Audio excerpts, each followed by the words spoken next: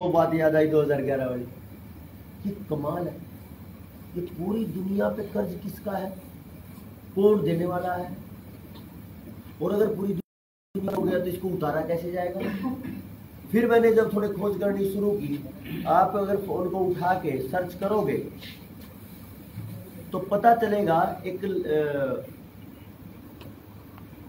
Line है, national debt clock, debt DEBT, debt clock बोलो, कर्ज घड़ी। डेट होता है कर्ज, नेशनल राष्ट्रीय, भारतीय राष्ट्रीय कर्ज घड़ी। अगर इसको आप सर्च करोगे तो बहुत कुछ निकल के मोबाइल पे निकल के आता, सब कुछ गूगल पे, उस पे निकल के ये आता है कि पूरे भारत पे आज इतने अरबों डॉलर का कर्ज है। अब भारत का मतलब ईंट पत्थर पे कर्ज थोड़ा होगा, क्या होगा? कर्ज का मतलब तो लोगों पे होगा। अगर वो कर्ज इतने अरबों का है तो उसके भाग में 140 करोड़ लोगों को, अगर 140 करोड़ से भाग करो तो क्या होगा? एक आदमी के ऊपर कर्ज आ जाएगा भाई। अगर पूरे भारत में इतना कर्ज है तो एक आदमी पे कितना है? तो मैं कई साल पहले देख रहा था, तो उस समय लगभग 40-45 हजार पे कर्ज था। अब क्या है, अब मैं हालत आपको बताता हूँ क्या चल रहा है। वहां पे जो घड़ी चल रही है पर सेकंड, उसमें ये हो रहा है कि जितना भारत पे कर्ज है उस कर्ज का ब्याज जितना है,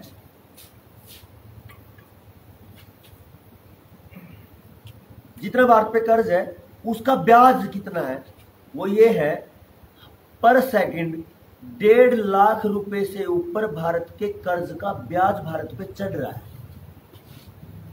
1.5 लाख, लगभग 1,60,000 के आसपास। अगर ये प्रति सेकंड 1,60,000 है तो 1 मिनट में लगभग 1 करोड़, 1 घंटे में 60 करोड़, एक दिन में 1440 करोड़, और साल में 365 गुना 1440। और ये उतरने वाला है नहीं। आप बताओ, आप कैसे उतारोगे? आपका तो खुद का नहीं उतर रहा, क्योंकि किसान तो मरा पड़ा है। आपका मतलब मैं भी उसी में हूं, ये बस सोच रहा कि मैं आपको बोल रहा हूं। कई बार लगता है कि तो अभी बोल रहा है, मैं आपको नहीं बोल रहा। अब हम मतलब भारत। तो ये सारी चीज दिमाग में चल रही थी बहुत दिनों से, लेकिन समाधान कैसे हो, इस पे कोई बात बन नहीं रही थी कि क्या है। तो एक साथी ने किताब लिखी, बैंकों का मायाजाल। उसमें बैंकों ने क्या किया है वो बताया। मैं मोटा मोटा आपको बताऊंगा, डिटेल में बताऊंगा तो फिर वही थोड़ा है। 1650 के आसपास, 1643 में एक आदमी पैदा हुआ जर्मनी में। उसका नाम था रोथचाइल्ड। और रोथचाइल्ड जो मैंने शब्द कहा है, ये सारे भाई जिनके हाथ में मोटे मोबाइल है वो सर्च करना, रोथचाइल्ड प्रॉपर्टी या नेट इनकम या नेट वेल्थ, तो पता चलेगा पूरी दुनिया में सबसे अमीर अगर आदमी है तो वो रोथचाइल्ड है। और उसकी प्रॉपर्टी कितनी है? देखो, बात करोगे तो मैं बोल नहीं पाऊंगा भाई साहब। हाँ जी, पीछे। अगर ये कॉपी ले रहे हो तो मेरे को दे दो इस कॉपी को, थोड़ी देर में कर लियो ना, बाद में कर लेना भाई, या फिर मैं इसको बंद कर दूं। अगर इतना ही जरूरी है तो आप पहले कर लो। उसकी प्रॉपर्टी कितनी है देखो, अंदाजा सा मोटा मोटा। वो रोथचाइल्ड 1 सेकंड में अगर 1 करोड़ रुपए खर्च करे और उसकी प्रॉपर्टी जितनी आज है उतनी ही रहे, बढ़े ना, तो 95 साल लगेंगे उसकी प्रॉपर्टी को खर्च होने। समझ रहे हो? वो आदमी जब पैदा हुआ, उसके दिमाग में खुराफात आई कि उसको ये लगने लगा कि मैं पूरी दुनिया का सबसे बुद्धिमान व्यक्ति हूं। अब जो ये बोलेगा मैं बुद्धिमान हूं, बाकी तो सारे बावड़े दिखेंगे उसने। और जब श्यामी बावड़े बैठे हो और अपने आप का समझदार हो, तो उन्हें ऐसा चलाने की कोशिश करेगा जैसा उसकी मर्जी होगी। यही तो है, समाज में जो ज्यादा शाना हो तो दूसरे ने तो फिर अपनी मर्जी से चलाएगा। तो उसने अपनी कैटेगरी के 3 आदमी और खोजे। एक का नाम था मॉर्गन, जेपी मॉर्गन, आपने नाम सुना होगा, बहुत बड़ी बड़ी कंपनी है। एक का नाम है स्किफ, SKIF।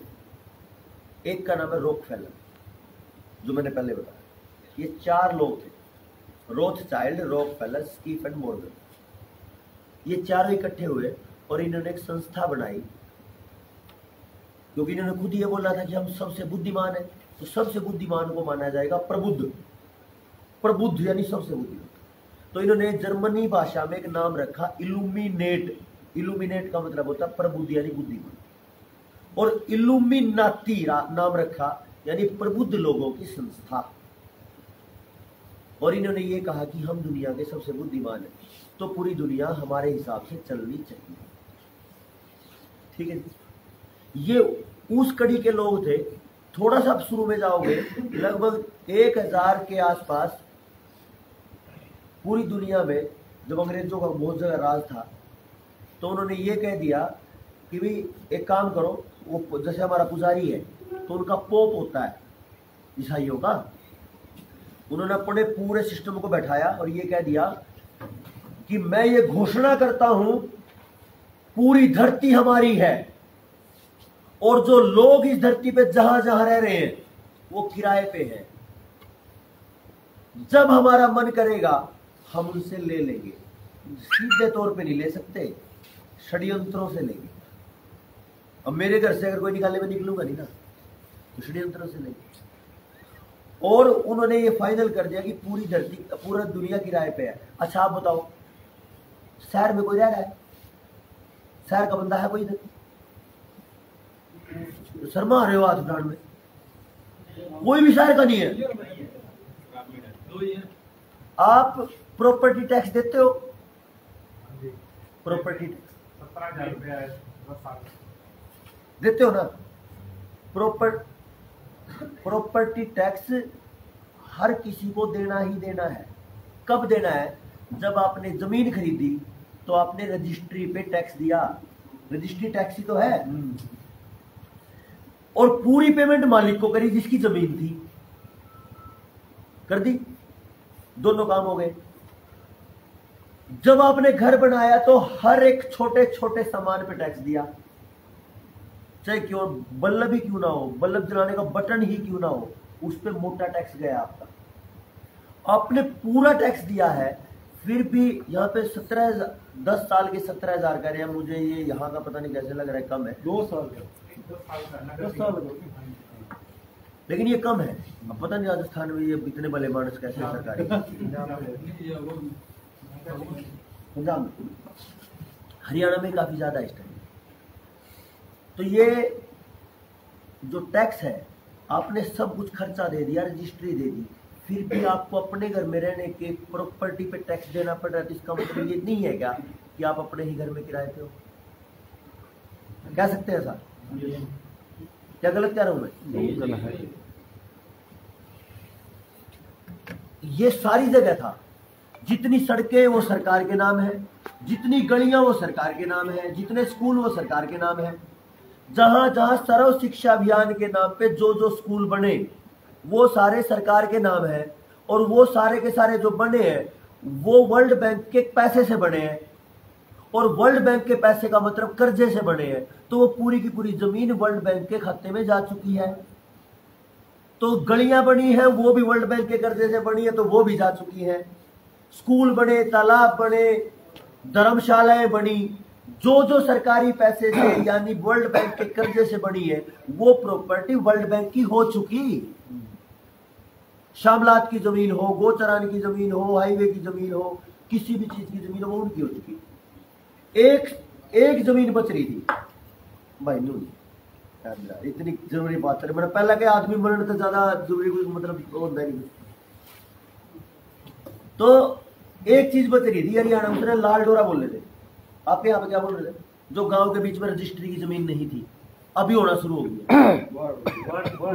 वर्ड लग रहे, अब उसकी रजिस्ट्री होगी क्या? नहीं हुई। हरियाणा में शुरू कर दिया।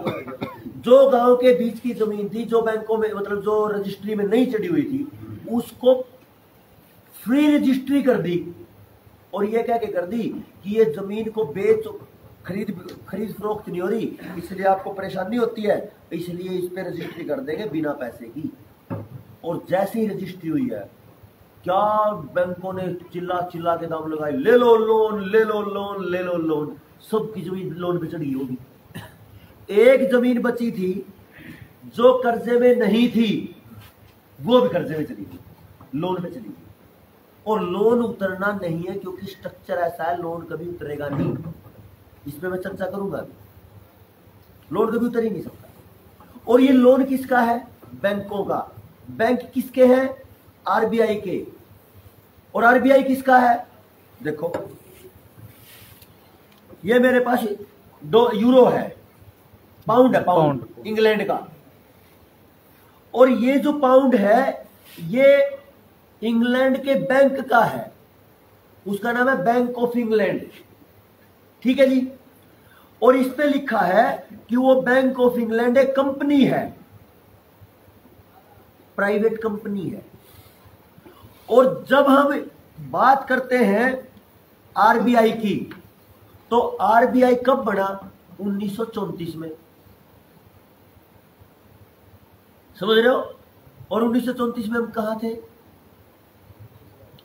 अंग्रेजों के गुलाम थे, यही था ना।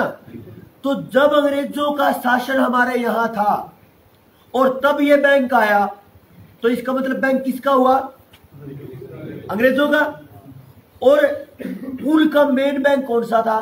Bank of England. इसका मतलब ये हुआ आरबीआई का 1934 का एक्ट, नाम है आरबीआई एक्ट 1934। आरबीआई का 1934 का जो कानून है, उसके जितने नियम हैं वो आज भी ऐसे के ऐसे हैं। हमने भी निकाले हैं सारे नियम। अगर वो आज भी 1934 के नियम हैं, और 1934 के नियम किसके थे? अंग्रेजों के। तो इसका मतलब वो आज भी अंग्रेजों के नियमों पे है। और वो जो नियम थे वो बैंक ऑफ इंग्लैंड के थे। तो इसका मतलब आरबीआई बैंक ऑफ इंग्लैंड की ब्रांच है। और उसके बाद सबसे कमाल की बात यह है, ये पाउंड बता रहा है कि बैंक ऑफ इंग्लैंड एक प्राइवेट कंपनी है। पढ़ा दूंगा मैं इसको आपको। इसका मतलब क्या हुआ? अगर बैंक ऑफ इंग्लैंड एक प्राइवेट कंपनी है, तो उसका जो बच्चा है आरबीआई, वो भी प्राइवेट है। और अगर वो प्राइवेट है, तो इसका मतलब यहां सरकारी नहीं है बैंक। और सुप्रीम कोर्ट ने यह कह दिया कि किसी भी बैंक का कोई भी कर्मचारी सरकारी नहीं है। अगर आपने पढ़ा हो तो आपको मिल जाएगी वो खबर, पढ़े ना। इससे यह निकल के आएगा कि पूरा का पूरा बैंकिंग सिस्टम पूरा प्राइवेट है। और किसका है? बैंक ऑफ इंग्लैंड का। और ये बैंक ऑफ इंग्लैंड किसका है? उन 4 लोगों का जिन्होंने वो इल्यूमिनाती बनाया था। उन्होंने बनाया कैसे? देखिए, कमाल करो। देखो, उन्होंने बोला हम दुनिया के प्रबुद्ध लोग हैं। ठीक है जी, संस्था बना ली। तो उसने बोला, उसके जो रोथशाइल्ड था, उसके 5 बेटे थे। उसने एक को बोला, उस 5 को अलग अलग देशों में भेज दिया। और एक जो सबसे ज्यादा बुद्धिमान था, उसको इंग्लैंड भेज दिया। और इंग्लैंड में बैंक बना हुआ था, ये बैंक ऑफ इंग्लैंड। और उसमें इसने अपनी साझेदारी कर ली। जैसे मान लिया किसी की कंपनी हो, तो उसमें थोड़े पैसे लगाकर अपनी साझेदारी कर ले। तो उसने बैंक ऑफ इंग्लैंड में साझेदारी कर ली। और एक दिन उस समय उनका युद्ध चल रहा था। फ्रांस एक देश है जिसमें क्रांतिकारी हुआ भगत सिंह की तरह, नेपोलियन बोनापार्ट, नाम तो सुना होगा ज्यादातर। और वो अपनी क्रांति कर रहा था अपने देश को बचाने के लिए इंग्लैंड के विरुद्ध। और जिस दिन वो युद्ध चल रहा था, उस दिन इस रोथशाइल्ड के बेटे ने, यानी नाथन रोथशाइल्ड ने, जो इंग्लैंड गया, उसने जो उसकी टीम थी, टीम कौन सी? जो उसके मालिक थे 20, 30, 50, 100 उसके हिस्सेदार थे बैंक ऑफ इंग्लैंड के। उनमें अफवाह फैला दी कि भाई ये जो लड़ाई है ना, इसमें आज रात को इंग्लैंड हार जाएगा। और ये हमेशा होता है, जो देश हारता है ना उसकी पूरी की पूरी अर्थव्यवस्था का नाश हो जाता है, क्योंकि जब उसका सब कुछ चौपट हो गया होता है तब सरेंडर करता भी मैं हार गया। यही तो होगा, जब फौजी मर जाएंगे, उसके टैंक खत्म हो जाएंगे, उसके गोला बारूद खत्म हो जाएगा, पैसा खत्म हो जाएगा, तो बोलेगा भाई अब मैं हार गया। तो उसने ये अफवाह फैला दी कि भाई आज इंग्लैंड हार जाएगा। और इस गलत फहमी में जितने शेयर होल्डर थे सब ने अपने शेयर बेच दिए, अपनी हिस्सेदारी बेच दी बैंक की।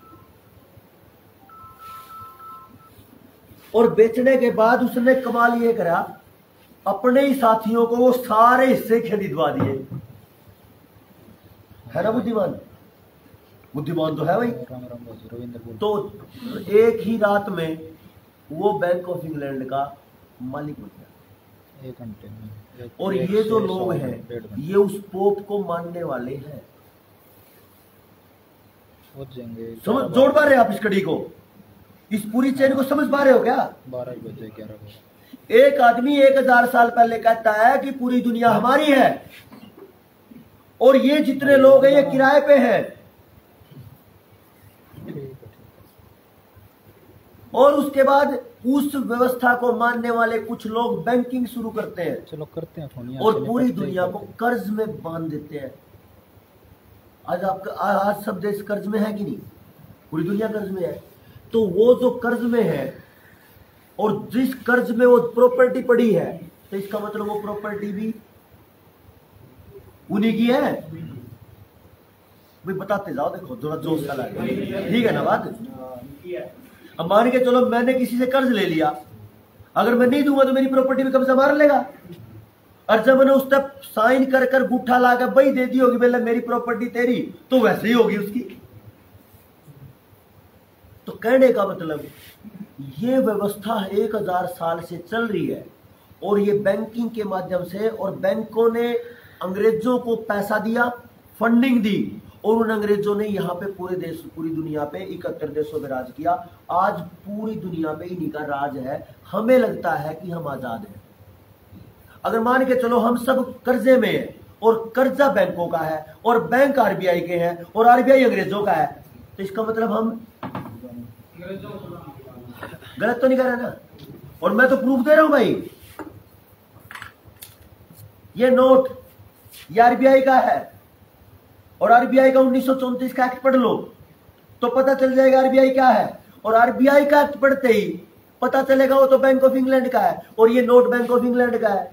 पाउंड है ये 5 पाउंड। ये बताएगा आपको कि बैंक ऑफ इंग्लैंड तो प्राइवेट कंपनी है और वो अंग्रेजों की है। तो इसका मतलब डायरेक्टली इनडायरेक्टली आज भी हम गुलाम है। तो इसका मतलब जो इस देश के लिए मर गए उनकी तो बेइज्जती होगी यार, सरेआम बेइज्जती है। और अगर ये समझने के बाद भी हम सोए रहे फिर डूब का मर जाओ तो बढ़िया रहा। गलत तो नहीं कह रहा, ये तो शर्म की बात है हमारे लिए। अब हुआ ये, मेरे दिमाग में एक बार कीड़ा उठ गया, भाई नौकरी में तो मजा नहीं आता। प्रोफेसर बढ़िया पैंट बाबू बढ़कर जूत सूट बूट पहन कर जाओ, बढ़कर अपना 2-3 घंटे बात मारो, सब्जेक्ट पढ़ाओ और 30-35 हज़ार सैलरी लो, 2012 के आसपास की और आप मौज मारो। लेकिन उसमें मजा नहीं आया। मेरे दिमाग में ये था, उस समय ये लग रहा था, मैं महाराष्ट्र में रह रहा था, वहां हरियाणा वालों को हरियाणवी जाट कह के बोल रहे थे। उनको ये पता नहीं जाट है कोई और है, हम भी खुश थे, क्या फर्क पड़ता है जाट कह लो भाई। पूरा कॉलेज जान रहा है, 3-4 हज़ार नौजवान है, लड़के लड़कियां, पूरा कॉलेज जान रहे हरियाणा से है। लेकिन मेरे दिमाग में ये था कि ये हरियाणा वाले मजबूत दिखे न जहां तक कहते होंगे, मेरी हरियाणा समझ मारी है नहीं तो कहते होंगे भाई ठीक है। तो मैं वापस आया, जब मैंने कॉलेज में पढ़ाना शुरू करा कैथल में, तो मेरी आंखें सीधी आ गई। लड़कों को देखो तो 60 किलो तो ऊपर नहीं, 5.5 फुट तो ऊपर हाइट नहीं। लड़कियों को देखो तो वह मरी पड़ी। तो सारा समाज वो फिर वो इतिहास समझने वाला भी, मैं इतिहास को जानने की इच्छा रखता हूँ। फिर मैंने स्वाभिमान अच्छा लगा, चाहे मैं भगत सिंह की बात करूँ या महाराणा प्रताप की बात करूँ। फिर वो सारा मैच होने लग गया। ये क्या खेल हो गया भाई, जहां घमंड में थे महाराणा प्रताप के देश वाले हम, तो इन एक लड़की बैठी क्लास में, कुर्सी पे बैठ गई, उस गुड़िया के पैर धरती में नहीं लग रहे और बीटेक कर रही वो। कमाल तो ये हुआ, तो मेरा तो दिमाग हिल गया और मैंने समझना शुरू किया। तो एक भाई राजीव दीक्षित जी का नाम आपने सुना होगा, उनको मैंने सुना खेती पे, तो पता चला भाई नाश तो खेती में तो है।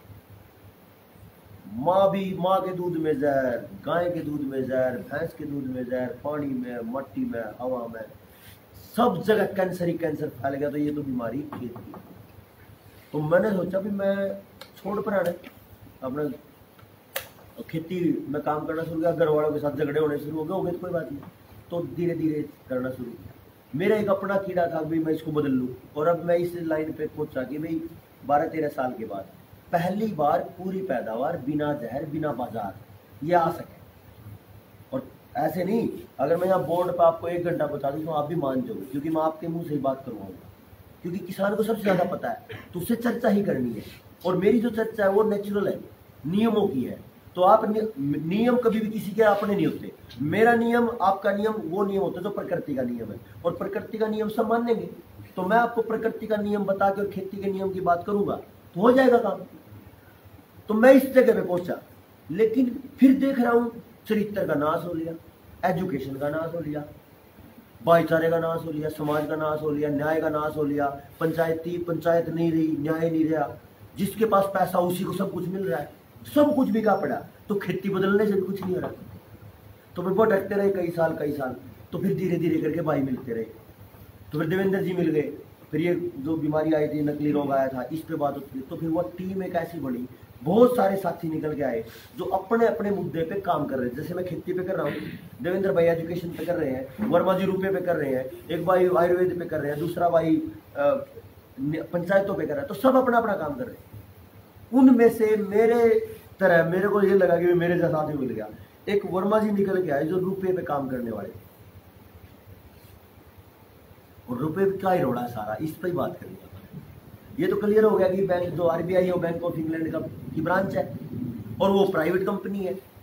तो इसका मतलब ये मान के चलो, जो उसने 1000 साल पहले बोलना था ना पोप ने, भाई साहब उनकी मेहनत देखो, थोड़ी करी है मेहनत उन्हें। हर एक चप्पे चप्पे पूरी दुनिया के कण कण को कब्जा लिया उसने। तो बुद्धिमान तो है कि नहीं? yes. लेकिन एक अंतर है इसमें, बुद्धिमानी में। अगर कोई बुद्धि सबके हित की बात करती है तो है अच्छी, और अगर कोई बुद्धि ये कहे कि मैं तो जिंदा रहूंगा बाकी सबकी गर्दन उड़ा दूंगा, फिर वह बुद्धि नहीं है। फिर तो में बात करेंगे, लंबी चर्चा नहीं करनी। तो धर्म के मूल में क्या है? अर्थ यानी धन। और धन क्या है? ये धन नहीं है। धन है वो जो जीवन जीने के काम आए।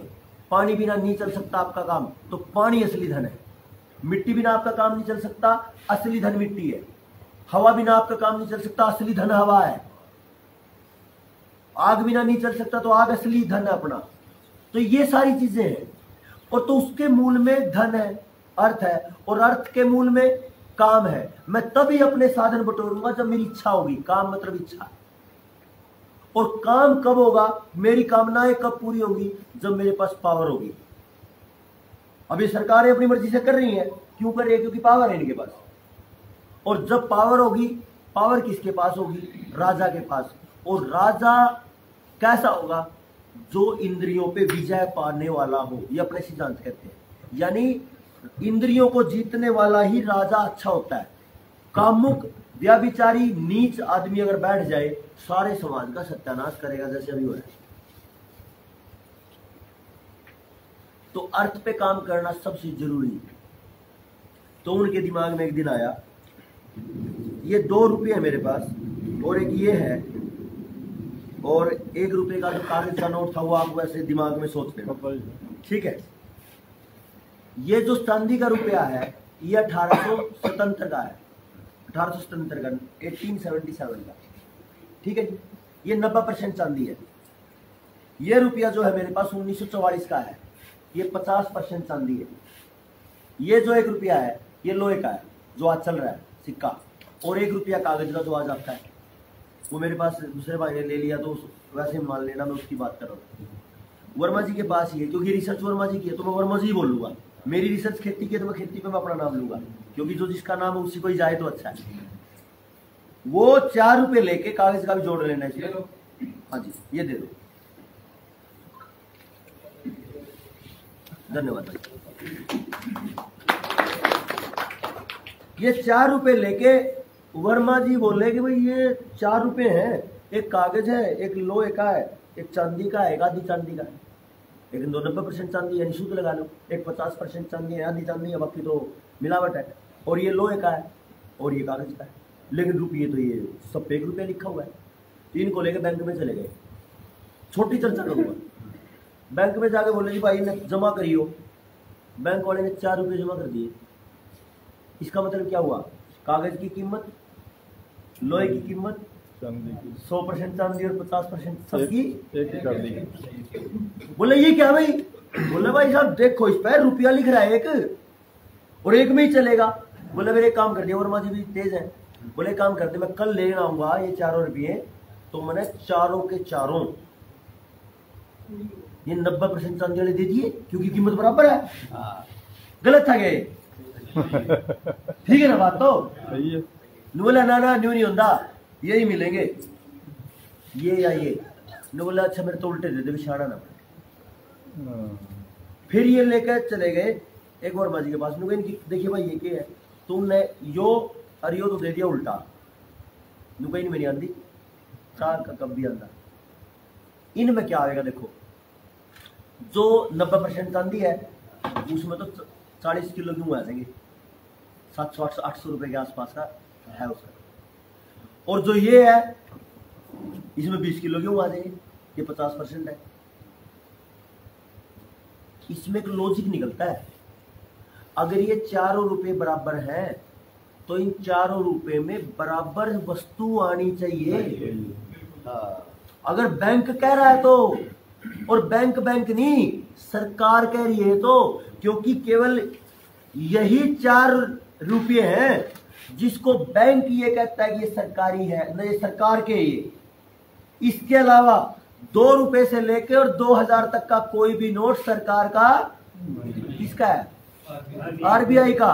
तो इसका मतलब यही सरकार के हैं, और रुपया कभी ये बदल नहीं सकते। बाकी तो मुद्रा जो ये कागज छाप दिए ना 2 से लेके 2000 तक के, ये किसके? प्राइवेट कंपनी के। तब इनको बोला जाता है लीगल टेंडर। इनको नहीं बोल सकते ये लीगल टेंडर। टेंडर क्या? ठेका है। ठेका तो कभी बंद हो सकता है, और ठेका तो प्राइवेट कंपनी को ही दिया जाएगा। तो इसलिए कभी भी मोदी जैसा कोई भी आकर उसकी जगह कोई भी दूसरा नालायक आएगा, वो ये कह देगा कि आज के बाद ये 500 का नोट भी लीगल टेंडर नहीं रहा। इसका मतलब वो जो कागज छापे थे वो अब इनके ठेके से बाहर हो गए, अब किसी और को ठेका दे देंगे, फिर नहीं छाप देंगे। यही तो हो रहा है। तो अगर देखो ये वो जन जागरण है जिसकी जरूरत है मेरे देश को। अगर इन 4 रुपयों में बराबर वस्तु नहीं खरीदी जाती तो इसका मतलब ये है इनमें कोई एक असली है, बाकी 3 ठीक है ना बात? ठीक है। अगर ये 4 बराबर हैं तो इनमें बराबर वस्तु आनी, लॉजिक है ये, सच है ना? लेकिन आ तो नहीं रहा, और आ नहीं रहा, इसीलिए ये 420 का फ्रॉड है। किसने किया? बैंकों ने, सरकार ने भी, सरकार साथ में इसके। अब आपने बोला, देखो आपने वादा करा था बीच में, अगर कोई ये कह दे कि मेरी बेटी 21 साल में ब्याह होगा, 16 साल में वो कैसे भी रहे, आपने मांगा नहीं ना, तो आपको किसके खिलाफ बोलना पड़ेगा ना? क्या नहीं बोलोगे? बोलोगे। तो इसका मतलब आपने ये कह दिया कि हम सरकार की केवल ठीक बात मानेंगे, गलत को नहीं मानना।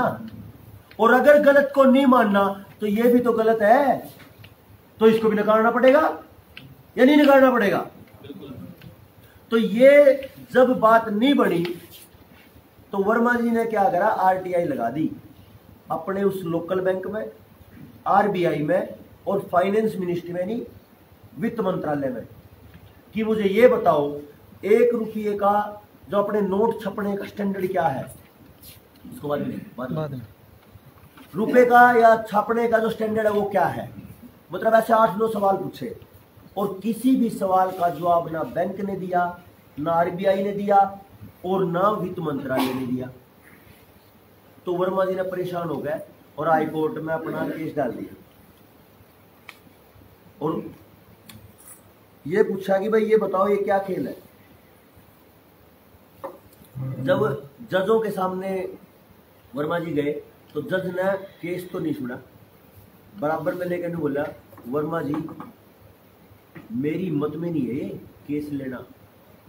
ये गोरु करड़ी बात बताऊंगा आपको, जब भी कोई सीएम बनेगा, जब भी कोई पीएम बनेगा, जब भी कोई राष्ट्रपति बनेगा, कोई भी गवर्नर बनेगा या एमपी बनेगा, सबकी क्लास इंग्लैंड लगती है सबसे पहली। जब जैसे ही बन गया ना वो, सबसे पहले इंग्लैंड दौरा होता है उसका। वो मत्था टेक का आएगा, हम तेरे ही गुलाम हैं, जो तुम बोलोगे वैसा करेंगे। अरे तभी तो समलैंगिकता के कानून बन गए, मांगे थे क्या हमने? नहीं मांगे, लेकिन बन गए। ना मोदी कह रहा है, ना राष्ट्रपति कह रहे, ना गवर्नर कह रहे, ना लोग कह रहे, ना एमएलए एमपी कह रहे, फिर भी बन गए। तो इसका मतलब कहीं और से आ रहे ना। तो वहां वो चरणों में पड़का है कि हम जो तुम बोल रहे हो वैसे ही करेंगे। यही करका जिनका नाम जो जिन्होंने वर्मा जी को बोला कि समझ गए ना। हाँ, तो ये भी वही मत्था टेक का है। अब ये मत्था टेक का है तो उन्होंने ये बोला वर्मा जी मैं रुपए वाले केस को ले नहीं सकता, लेकिन एक बात आपको कहूं, आप सही रास्ते पे हो और देश को आपकी जरूरत है। तो वर्मा जी ने बोला जी बस मैंने तो इतना ही पता करना था कि मेरा रास्ता ठीक है क्या। और चालू हो गए वर्मा जी 2006 से और आज 2023 है, लगे पड़े 17 साल हो गए। 17 साल में क्या निकला वो समझ नहीं। उनके पास कागज निकल के आए 1882 का पेपर करेंसी एक्ट। ये जो कागज है ना, ये जो छपते हैं, ये पेपर करेंसी है, कागजी मुद्रा। तो ये किस नियम से छपेंगे, किस कानून से छपेंगे, इनका साइज क्या होगा, इसकी प्रिंटिंग क्या होगी, ये सारी की सारी उसमें है। ठीक है। अगला निकल के आया 1906 का कॉइनेज एक्ट 1906, 1906 का सिक्का कानून। और उस सिक्का कानून में सिक्के कैसे छपेंगे, कितने उसकी गोलाई होगी, कितना वजन होगा, वो सारा। फिर एक निकल के आया आरबीआई एक्ट 1934, भाई आरबीआई के क्या क्या नियम होंगे, ये सब निकल गया। उसमें जो मेन चीज है, मैं सीधी सीधी बताऊं, वो ये निकल के आए भाई अगर रुपया कागज होता तो बाकी 3 तो रुपये नहीं होंगे, यही है ना मतलब। अगर रुपया ये होता तो बाकी 3 नहीं होंगे, अगर रुपया ये होता तो बाकी 3 नहीं होंगे, और अगर रुपया ये होता तो बाकी 3 नहीं होंगे। लेकिन ये चारों रुपये हैं, तो इसका मतलब मटेरियल जिस चीज से रुपया बना है, ये सिक्के बने हैं, वो रुपया नहीं है। यानी मटेरियल रुपया नहीं है, कागज हो या लोहा हो, रुपया तो कुछ और है। यही तो निकल के आया। मेरी बात क्लियर हो रही है क्या सबको? ठीक है। तो सब ये मेरे लिए खुशी की बात है कि आप सबको मैं बता पा रहा हूं। फिर भी रुपया क्या है, जो रुपया खोजा तो वो आरबीआई के जो वे पुरातत्व विभाग वाले हैं ना, उनमें से निकल के आया। उनमें ये निकला कि रुपया एक स्टैंडर्ड है। स्टैंडर्ड को समझिए आप 1 किलोमीटर चले, 1 किलोमीटर आपने माप दिया, चाहे आप फीते तक मापो, फीता समझ लो, चाहे आप मोटरसाइकिल टायर तक माप लो, या जो कपड़ा मापने वाला जो गजो है उससे माप लो। जहां 1000 मीटर हो जाएगा वही किलोमीटर है। अब वो मीटर चाहे वो लकड़ी का हो, चाहे वो लोहे का हो, चाहे सोने का हो, चांदी का हो। ऐसा कभी नहीं होता कि भाई अगर सोने का मीटर है तो 900 मीटर में किलोमीटर बन जाएगा, और लकड़ी का है तो 1100 मीटर में किलोमीटर बढ़ेगा। ऐसा नहीं होता ना। वो स्टैंडर्ड है, पूरी दुनिया में है वो। ऐसे ही किलोग्राम। कई बार मैंने देखा अपनी जिंदगी में, बचपन से ही कई बार एक फेरी लगाने वाला, सब्जी बेचने वाला आया, उसने उसमें बाट नहीं होता कई बार, तो क्या करा है, ईंट रख ले, पत्थर रख ले, कितना पूछ रहे, कितना भाई, ये आधी किलो का भाई, यो किलो का, तोल ले। अगर वो बराबर मिला है तो अपन कोई दिक्कत नहीं, उस ईंट के बराबर में सामान लेने में नहीं है ना दिक्कत, क्योंकि अपन वजन पूरा चाहिए ना भाई, स्टैंडर्ड चाहिए। अपन मटेरियल का मतलब है नहीं। कैसे? जैसे किलोग्राम मिट्टी नहीं है, जैसे किलोग्राम लोहा नहीं है, जैसे किलोग्राम ईंट और पत्थर नहीं है, जैसे किलोमीटर फित्ता नहीं है, जैसे किलोमीटर लोहे का गज नहीं है, जैसे किलोमीटर मोटरसाइकिल का टायर नहीं है, वो एक स्टैंडर्ड है। ऐसे ही रुपया कागज नहीं है, रुपया 100% चांदी नहीं है, रुपया लोहा नहीं है, और रुपया 50% चांदी नहीं है, तो रुपया स्टैंडर्ड है। तो वो कानून बता रहा है कि रुपया क्या है। रुपया ये है, चाहे रुपया का कोई पेड़ का पत्ता हो ना, और उस पर सरकार ने मोहर मार दी हो। जैसे आप मान लिया मिठाई की दुकान पे गए, आपने मान ली 1 किलो मिठाई दे दी, वो बोलेगा टोकन ले लो, टोकन ही देवे ना, पर्ची देव या टोकन देव। आपने पैसे दे दिए और टोकन ले लिया। जब तक आपके पास टोकन है तो उस टोकन की कीमत उतनी है जितने आपने पैसे दिए, यही है ना, है ना? तो वो टोकन है। इसी तरीके से जो ये है, ये टोकन है, 1 रुपए का टोकन, 1 रुपए का टोकन है, और ये 5 रुपए का टोकन है। अब इस पे एक और कमाल की बात है, ये 2 नोट है, ये आरबीआई का है। इस पे एक बात लिखी है, मैं धारक को 10 रुपए अदा करने का वचन देता हूं। इस पे भी लिखी है, लेकिन इस पे अलग लिखी है। इस पे लिखी है, कभी भी किसी भी बैंक में कभी भी मांगे जाने पर मैं धारक को 5 रुपए अदा करने का वचन देता हूं। यानी कोई भी इस नोट को लेके आए, किसी भी बैंक में लेके आए और कभी भी मांग ले तो उसको 5 रुपए दूंगा मैं। कौन बोल रहा है? आरबीआई गवर्नर बोल रहा है, क्योंकि इसमें साइन गवर्नर है ना, तो गवर्नर बोल रहा है। गवर्नर ने ये कह दिया, इस पे लिख रहा है, आई प्रोमिस टू पे द बीरर ऑन डिमांड, मांगे जाने पर द सम ऑफ 5 रुपीज, 5 रुपए at any office of issue, यानी मुद्दे के ऑफिस में। मुद्दे का ऑफिस क्या? रुपए वाला बैंक है, तो बैंक में कभी मांगोगे तो मिलेंगे। लेकिन ये 1968 से पहले का रुपया है, और ये आज का है। इस पे ये प्रोमिस का मतलब क्या होता है? वादा, यानी रसीद, ये वादा पत्र है। वादा मतलब एफिडेविट, एफिडेविट तो है एक दूसरे का एग्रीमेंट, तो ये एग्रीमेंट है, तो इसका मतलब ये रुपये तो नहीं है। और अगर ये रुपये है तो इस पे ये क्यों लिखा होगा इसके बदले में मिलेंगे? इस पे लिख रहा कि इस पे गवर्नर ने अपने साइन करा कि अगर सुनील इस कागज को लेकर मेरे पास आवे तो मैं उसको 10 रुपए दूंगा, ये तो मतलब है। इसका मतलब ये 10 नहीं है क्या? और अगर ये 10 नहीं है तो 10 के हैं, बिना लगना चाहिए ना। और एक और बताऊं कमाल की बात, जिन्होंने ये बैंकिंग व्यवस्था बनाई है उनमें एक आदमी का नाम है हेनरी फोर्ड, जो फोर्ड कंपनी का मालिक। उसने एक बात कही थी, अगर रुपये की ये सच्चाई दुनिया में अगर पता चल जाए लोगों को तो रातों रात क्रांति हो जाएगी और बैंकिंग उखड़ जाएगी, क्योंकि ये झूठ का पुलिंदा है। वो बैंक वाला कह रहा है, तो ये पर्ची है, तो रुपया कुछ और है। रुपया क्या है? तो रुपया निकल के आया 1 रुपया, चाहे क्या पे लिख रहा हो, 1 रुपया जहां लिख रहा होगा ना, उसका मतलब है 777 मिलीग्राम सोना। आज भी तो हमने समझ में आया सोने की चिड़िया ठीक होनी और सोने का शेर आज भी है। देश कितना है देखो, बैंकों ने नोट छाप दिए, आरबीआई ने नोट छाप दिए 1934 में, और सोना ले लिया। ठीक है, सोने तो रख लिया और नोट लोगों को दे दिए, और ये कह दिया कि सोने के मतलब ये चलाओ, जब मांगोगे तब दे देंगे। यही तो मतलब है इसका। हाँ। लेकिन वो क्या होया 1947 में, जितना सोना था सारा का सारा ले गए। और वो कितना है पता आपको? 3,40,000 टन। 3,40,000 टन सोना। जितनी लूट पिछले 500 साल में नहीं हुई, वो लूट 15 अगस्त 1947 में होगी। और अगर उसी को वापस ले आते हैं ना, पता आपको मेरे को दर्द होता है जब मैं एक भिखारी को देखता हूं और जब मैं उस कानून को देखता हूं, मेरे अधिकार को देखता हूं, तो मुझे वो भिखारी की जेब में, एक भिखारी की जेब में 35 तोड़े सोना दिखता है। अगर हम सारे इकट्ठे होकर लड़ गए तो।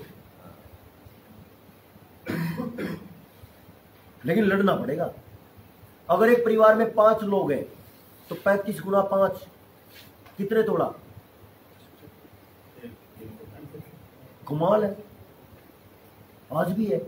लेकिन लड़ना पड़ेगा, मांगना पड़ेगा। मतलब क्या करें ना, अगर आजादी मांगने से नहीं मिलती, छीननी पड़ती है भाई। आज हम पूरे कहीं भारत में चले जाओ, हम तोल नहीं देते।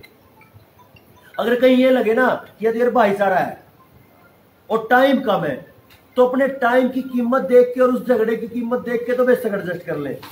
क्योंकि हम यहाँ पे 2 घंटे लेट थे और यहाँ हनुमानगढ़ से इधर आए, इससे गंगानगर से इधर आए जब, तो एक लोकल ये टोल चला रहे। अब मैं ये देख रहा कि टोल तो देना नहीं था, लेकिन 2 घंटे पहले लेट है। अगर यहाँ झगड़ा होता है तो प्रोग्राम खराब हो जाएगा। नहीं तो हमने चोट खाई, मार खाई, लेकिन पूरा हरियाणा और जहां जहां ये टोल वाला सिस्टम है, हमने उस दिन के बाद आजादी घोषित कर दी। कोई मान रहा है तो ठीक, नहीं तो तोड़ दो टोल को, क्या दिक्कत है, बाद में देख लेंगे। तो अगर आपको आजादी चाहिए तो लड़ना भी पड़ेगा, हो सकता है चोट भी लग जाए, और कुछ बड़ी आजादी चाहिए तो कुछ को मरना भी पड़ सके। मरे ना देश के लिए कितने, आजादी के लिए। एक फोटो देखा मैंने बड़ा कमाल का। पहला फोटो है एक आदमी के पैरों में इतनी मोटी जंजीर है, और अगला फोटो है उस आदमी ने अपने पैर को काट दिया और उस जंजीर के साथ छोड़ दिया, और एक पैर के साथ ही। बहुत कुछ बता रहा नहीं। तो यहां ये है रोड़ा, कितना बड़ा है। अब ये समझ आ गया है, आपके 1 रुपए की जो कीमत है वो 777 मिलीग्राम सोना है, और उसकी कीमत इन कागज के नोटों में कितनी है? इन कागज के नोटों में